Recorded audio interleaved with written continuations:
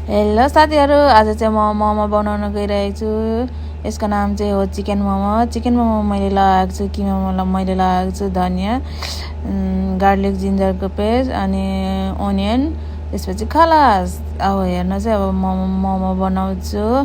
अब पहिलो यो मेरो मोमो, आउनुहोस् तपाईँ मोमो। यस ड्याउ ड्याउ ड्याउ ड्याउ।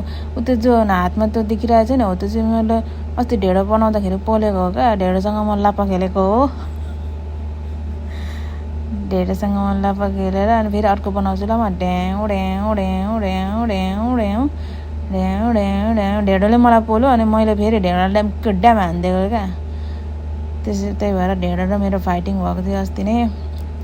अब मैले सबै देखाउन गइरहेको छु। सबै आउनुहोस् मोमो, आउनुहोस् आउनुहोस् आउनुहोस्। ड्याउ ड्याउ ड्याउ ड्याउ ड्याउ ड्याउ ड्याउ ड्याउ ड्याउ। अब मोमो बसाउनुहोस्। यस, ओपन गर्नुहोस्।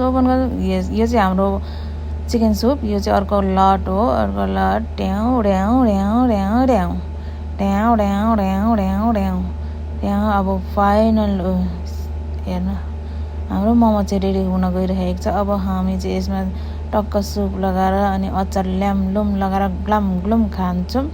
त्यसपछि सेन्टी प्लान्ट। नमस्कार।